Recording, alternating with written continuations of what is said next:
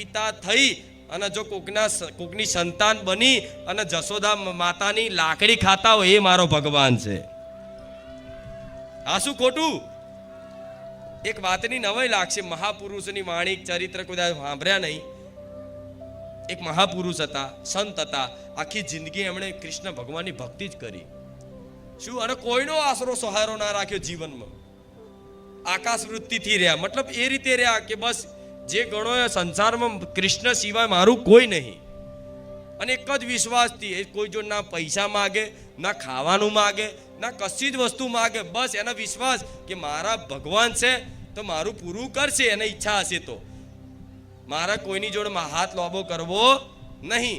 તો ભગવાન શું કરે? કંઈક ને કંઈક કોકના મગજમાં વસી એ સંત મહાત્મા હતા એના સુધી પહોંચાડે. કોકને કોઈ સજ્જન વ્યક્તિ હોય તમારા જેવા ભક્તો, એના મગજમાં વસી જાય કે લાવો પેલા મહારાજને હું ભોજન કરાય આવું, કદાચ ભૂખ્યા હશે.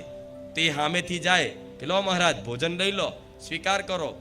તે મહારાજ એવું ના જુઓ કે આ વ્યક્તિ આવ્યો, એ તો તરત એમ કે મારા ઠાકુરજીએ મોકલાયો પ્રસાદ, એમ કરી પ્રણામ કરી સ્વીકારી લે. એ રીતે આખી જિંદગી એમણે છે ને કોઈનો સહારો લીધા વગર, કોઈની જોડે હાથ લોબો કર્યા વગર આખું જીવન જીવ્યું. શરીર તંદુરસ્ત હતું, બધું સારું હતું, પણ છેલ્લે વૃદ્ધાવસ્થા આવે તારે બધાનું શરીર નબળું પડે છે. અને પ્રારબ્ધ અનુસાર, પૂર્વ જન્મના પ્રારબ્ધ અનુસાર જીવનમાં કંઈક ના કંઈક અલગ અલગ જાતના બધાના રોગય થાય છે. કોઈને ડાયાબિટીસ, કોઈને બીપીની તકલીફ, કોઈને લકવા થઈ જાય, કોઈને કેન્સર થઈ જાય, થાય છે ને બધું.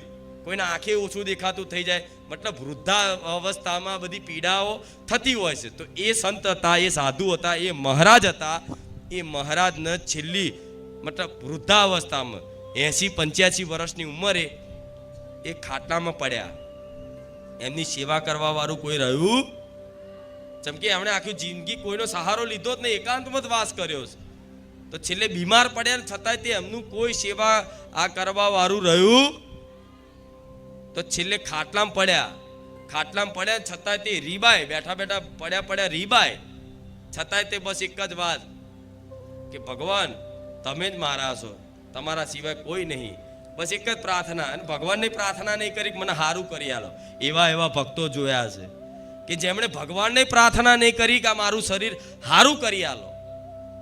એમનો તો વિશ્વાસ એવો કે આ શરીર તો આજે નહીં કાલે નાશ થવાનો છે, પણ મારા ભગવાન જોડે શું લેવા માંગુ, એની ઈચ્છા હશે ને એનો જે વિધાન હશે એ બધો વિધાન સ્વીકારશે.